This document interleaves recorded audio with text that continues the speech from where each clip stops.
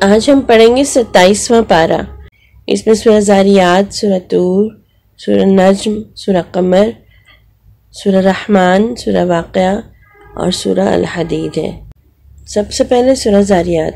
بسم اللہ الرحمن الرحیم۔ اس کی 60 آیات ہیں، 3 رکوع ہیں اور یہ مکی صورت ہے۔ اس سورہ مبارکہ میں اللہ نے آغاز میں بہت سی قسمیں کھائی ہیں۔ ان قسموں کو کھانے کے بعد یہ بات کہی ہے کہ قیامت ضرور آئے گی۔ پیارے بچوں، اللہ کی تو ہر بات سچی ہے۔ قسم کھا کے کیوں کہا؟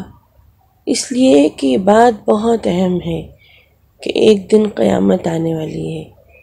اس بات کو، اس اہم بات کی اہمیت کو اور واضح کرنے کے لیے اللہ نے قسمیں کھائیں۔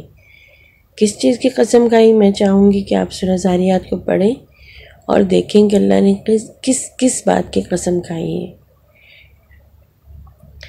مومنین کا ایک اہم وصف یا خوبی یہاں پر یہ بتائی گئی ہے اس سورہ میں کہ وہ راتوں کو جاگتے ہیں، سحری کے وقت استغفار کرتے ہیں اور اللہ کی عبادت میں رات کو گزارتے ہیں۔ اس کا مطلب ہے سحری تک۔ اس میں ایک اور اہم نقطہ یہ ہے کہ انسانوں کے رزق کا فیصلہ آسمانوں پر ہوتا ہے۔ وہ خود سے اس بات کا فیصلہ نہیں کر سکتے کہ ان کے پاس کتنی دولت ہوگی، کتنا مال ہوگا، کتنی کھانے پینے، پہننے اوڑھنے اور استعمال کرنے کی چیزیں ہوں گی۔ یہ فیصلہ کون کرتا ہے؟ اللہ تعالیٰ آسمان پر بیٹھے ہوئے۔ پھر اس سورت کے آغاز میں ہی تقریباً حضرت ابراہیم علیہ السلام کے پاس آنے والے فرشتوں کا ذکر ہے جو قوم لوط کے لیے عذاب کا فیصلہ لے کر آئے تھے۔ اس کے بعد ہمارے لیے ایک سبق ہے پرانی قوموں کے واقعات میں، جو یہاں پر اللہ تعالیٰ نے فرعون، قوم عاد، قوم ثمود، قوم نوح کے انجام کا ذکر کر کے دعوت دی ہے کہ ہم اس بات پہ غور و فکر کریں کہ ان کا یہ انجام کیوں ہوا۔ آپ سب یقیناً اچھے اور ذہین بچے ہیں نا، تو آپ جانتے ہوں گے کہ پرانی قوموں کے انجام کا ذکر اللہ بار بار ہمارے سامنے کیوں کرتے ہیں؟ تاکہ ہم ان جیسے نہ ہو جائیں کہیں اور ہمارا بھی انجام ان جیسا نہ ہو۔ پھر اللہ تعالیٰ نے بتایا کہ انسانوں اور جنات کی تخلیق کا مقصد صرف یہ ہے، اللہ نے ہمیں بھی بنایا اور جنوں کو بھی بنایا، صرف اس لیے بنایا کہ ہم اللہ کی بندگی کریں، اس کی عبادت کریں، اس کے دین کو سمجھیں، اس پر عمل کریں، دوسرے لوگوں کو دین کی طرف دعوت دیں، بلائیں۔ یہ ہے اصل میں زندگی کا مقصد۔ اس کے بعد آغاز ہوتا ہے سورہ طور کا۔ اس کے 2 رکوع ہیں، 49 آیات ہیں اور یہ مکی سورہ ہے۔ اس سورہ کا آغاز بھی اللہ نے قسم کھانے سے کیا ہے۔ اللہ نے مقدس پہاڑ طور کی قسم کھائی، پھر بیت المعمور کی، بلند و بالا آسمان کی، سمندر کی لہروں کی اور کتاب مقدس کی۔ طور وہ مقدس پہاڑ ہے جہاں پر اللہ تعالیٰ نے حضرت موسیٰ کو بلا کر نبوت عطا کی تھی۔ بیت معمور بیت اللہ کی طرح بالکل بیت اللہ کے اوپر آسمان میں وہ جگہ ہے جہاں پر فرشتے طواف کرتے ہیں۔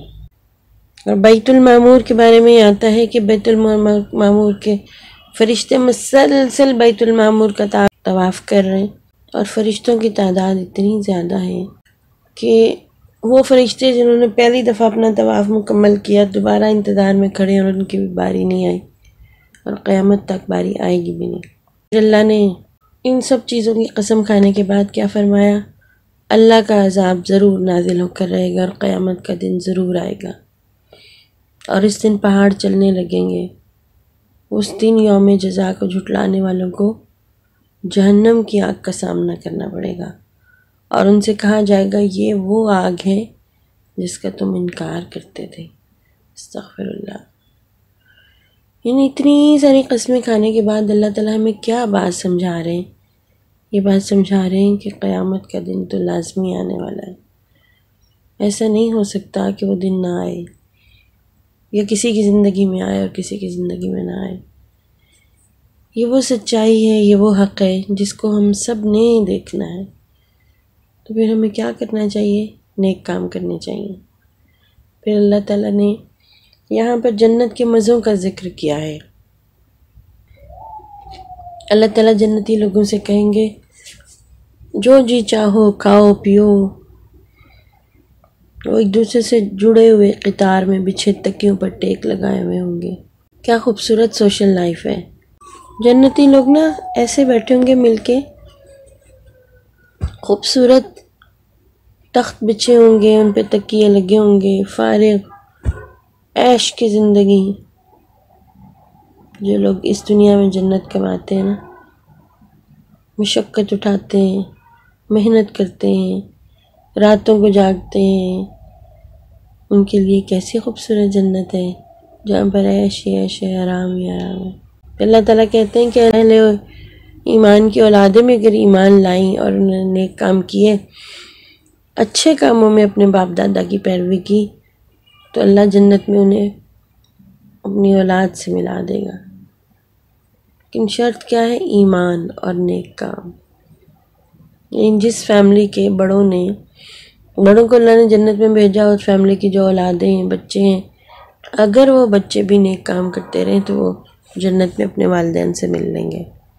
اللہ تعالیٰ سے ہم دعا کرتے ہیں کہ ہمیں اور ہمارے والدین کو جنت میں اکٹھا کرتے ہیں، ہمیں ایسے کام کرنے والا بنا دے جس سے وہ راضی ہو جائے ہم سے، اور اپنی رحمت سے ہمیں جنت میں بھیج دیں۔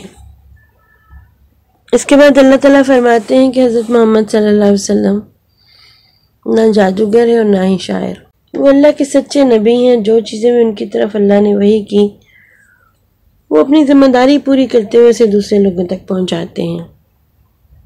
یہاں پر اللہ کے نبی صلی اللہ علیہ وسلم کو اللہ تعالیٰ نے صبر کی تلقین کی ہے، اور یہ کہا کہ اللہ صبر کرنے والوں کے ساتھ ہے۔ سورہ طور کے بعد سورہ نجم ہے، اس کے 3 رکوع ہیں، 62 آیات ہیں، اور یہ مکی سورہ ہے۔ اللہ تعالیٰ بتاتے ہیں کہ رسول اللہ صلی اللہ علیہ وسلم جو کچھ قرآن کے طور پر پیش کرتے ہیں وہ انہوں نے خود نہیں بنایا، وہ اللہ آپ کی طرف وحی کرتا ہے۔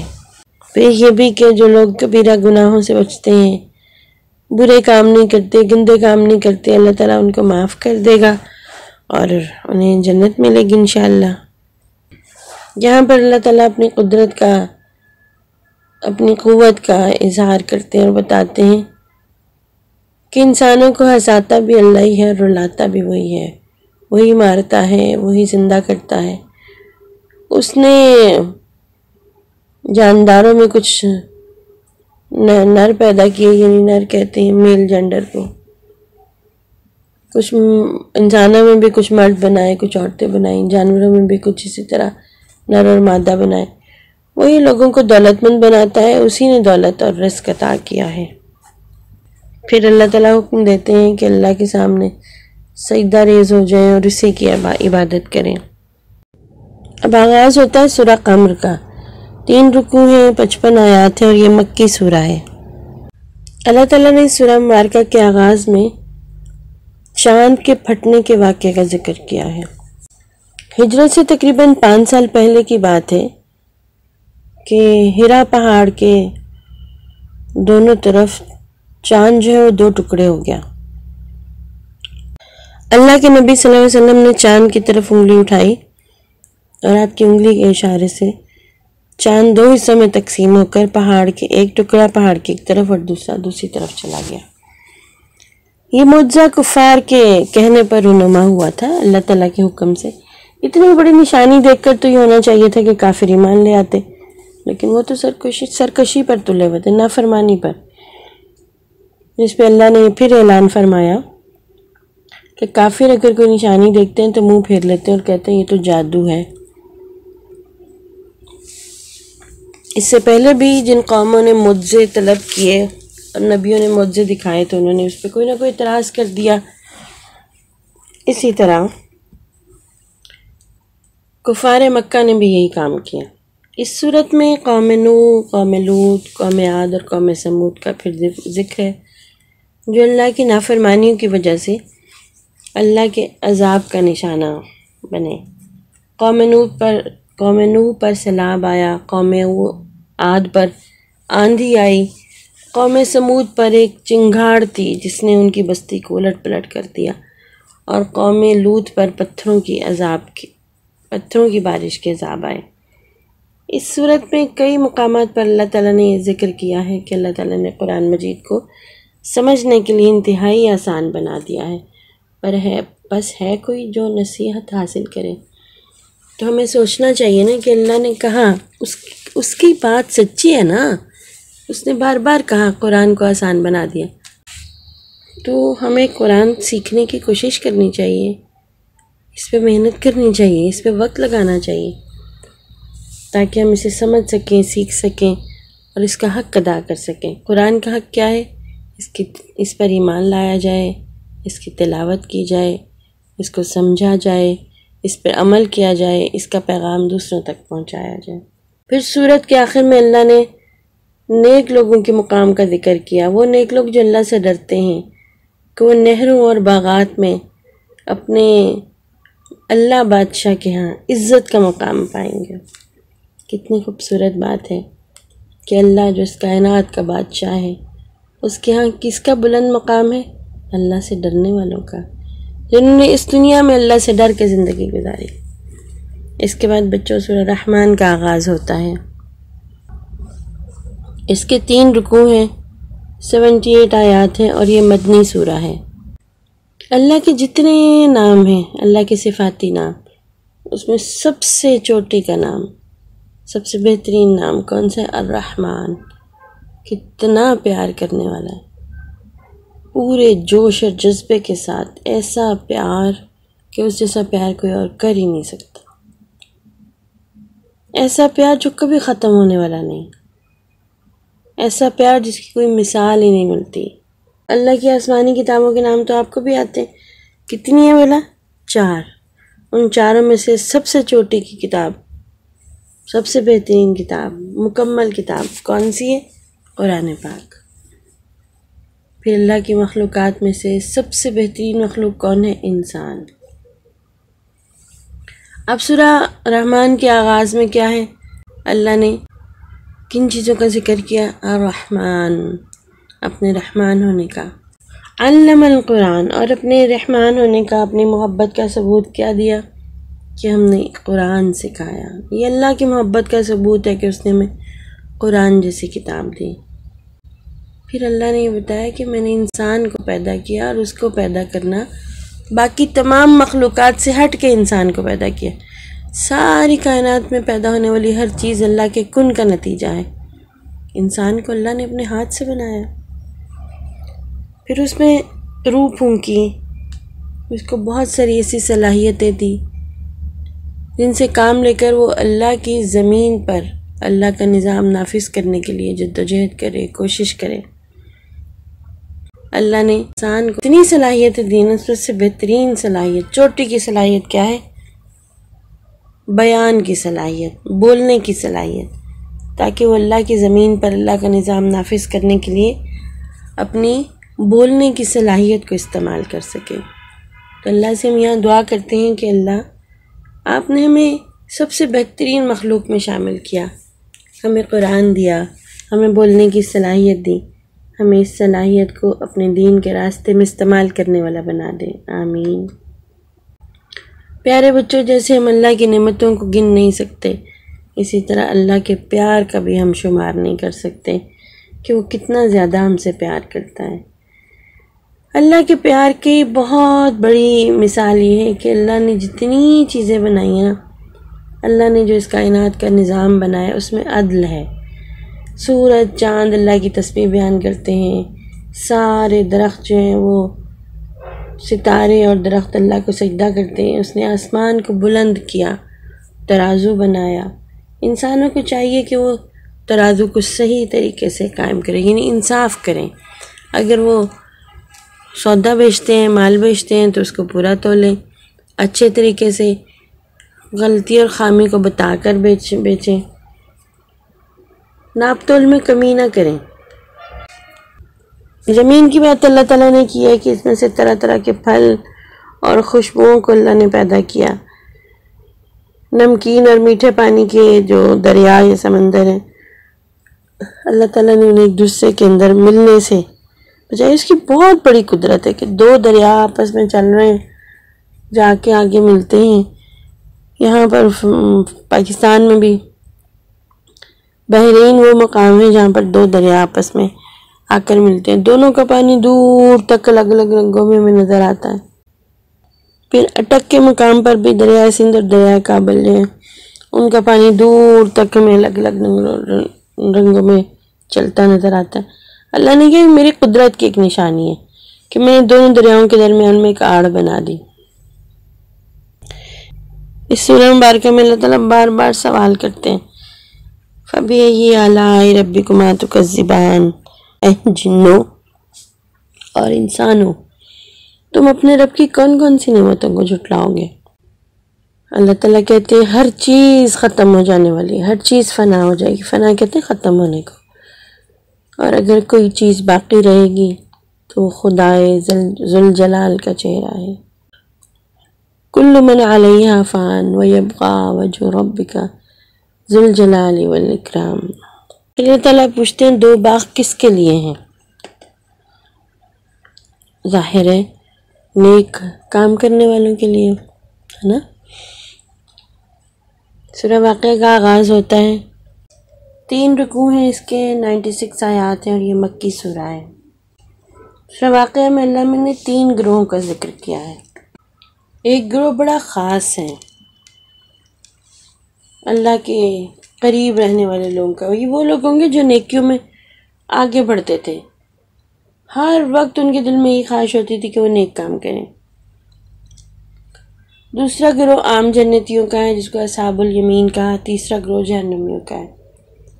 اللہ تعالیٰ نے مقربین یعنی وہ لوگ جو نیکیوں میں بھاگ بھاگ کر آگے رہنے کی کوشش کرتے تھے، ہر طرح کی نعمتیں تیار کیں، جبکہ جو عام جنتی اصحاب الیمین ہوں گے وہ بھی اللہ کی نعمتوں اور عنایات پر بہت خوش ہوں گے، اور جو جہنمی لوگ ہوں گے استغفر اللہ، ان کے لیے تو ایسا عذاب ہے، انہیں کانٹوں والے درخت کھانے پڑیں گے جس سے ان کے معدے، ان کے پیٹ ابل جائیں گے، پگھل جائیں گے، پیپ اور بھاپ والا پانی پلایا جائے گا، استغفر اللہ۔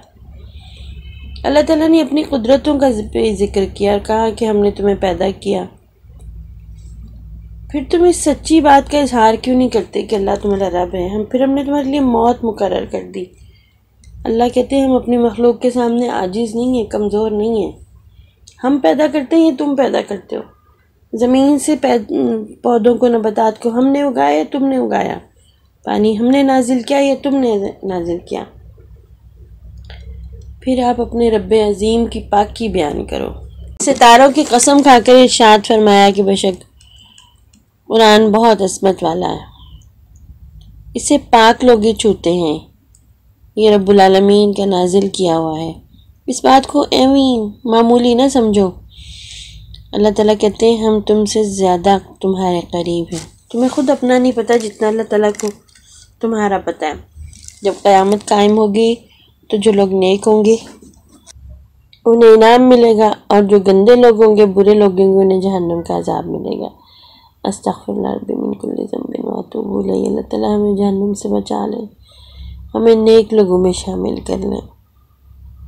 اس کے بعد سورہ الحدید ہے، اس کے 4 رکوع ہیں، 29 آیات ہیں اور یہ مدنی سورہ ہے۔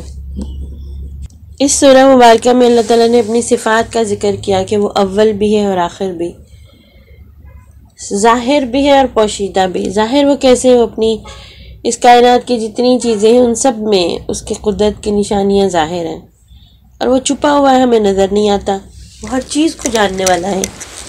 اس سورہ مبارکہ میں اللہ نے اسلام کی سربلندی کے لیے اپنی جان، اپنا مال خرچ کرنے کی ترغیب دی ہے، یعنی اپنی صلاحیتیں اور اپنا مال۔ اللہ تعالیٰ کہتے ہیں کیا ہو گیا تمہیں، تم اللہ کے راستے میں خرچ نہیں کرتے؟ کون ہے جو اللہ کو قرض دے؟ کیسی مزے کی بات ہے، اللہ تعالیٰ ہم سے قرض مانگ رہے ہیں، یعنی ہمیں ایک لاڈ کی بات ہے نا، پیار کی بات۔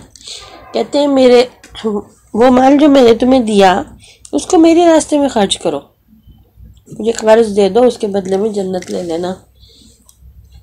تو انشاءاللہ یاد رکھیں آج ہم ضرور اللہ کے راہ میں صدقہ کریں گے۔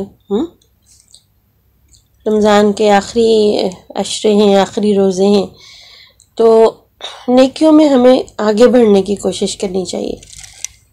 پھر اللہ تعالیٰ نے اہل کتاب کی ایمانی حالت کا ذکر کیا ہے کہ کتاب کے نازل ہونے کے ایک عرصہ بعد نہ، کافی عرصہ ہو گیا ان کی کتاب کو نازل کیے ہوئے ان کے دل سخت ہو گئے، ان میں سے اکثر لوگ جو ہیں وہ گناہگار ہو گئے، برے کام کرنے لگے۔ اللہ تعالیٰ اہل ایمان کو نصیحت کرتے ہیں کہ تم لوگ ان کی طرح نہ ہو جانا۔ ہم اللہ تعالیٰ سے دعا کرتے ہیں کہ ہمیں قرآن مجید کو سمجھنے والا، اس پر عمل کرنے والا اور اس کے پیغام کو آگے پہنچانے والا بنا دے، آمین ثم آمین۔ اب ہم اپنا ہوم ورک دیکھتے ہیں۔ اس پارے میں کون کون سی صورتیں ہیں؟ ہر صورت کا نام لکھیں اور اس میں سے ایک بات کم از کم بتائیں جو آپ نے اپنے عمل کے لیے سیکھی ہے، جس پر آپ عمل کریں گے۔ آج صدقہ باکس میں اپنا صدقہ ضرور ڈالیں اور تاکرات کی دعا کو بالکل پڑھنا نہ بھولیں۔ نیکیوں کی سیل لگی ہوئی ہے، کچھ ہی دن رہ گئے ہمارے پاس، جتنا زیادہ فائدہ اٹھا سکتے ہیں اٹھائیں، اللہ کو راضی کرنے کے لیے، نیکیاں کمانے کے لیے۔ ایسی ملٹی پلائی ہوتی ہے ہماری نیکیاں، ہم ایک کرتے ہیں اور کتنا زیادہ اجر ہمیں ملتا ہے، 700 گنا تک۔ تو اس موقع سے فائدہ اٹھانا چاہیے۔ انشاءاللہ کل ملیں گے پھر اگلے پارے کے ساتھ۔ اللہ حافظ، السلام علیکم ورحمۃ اللہ وبرکاتہ۔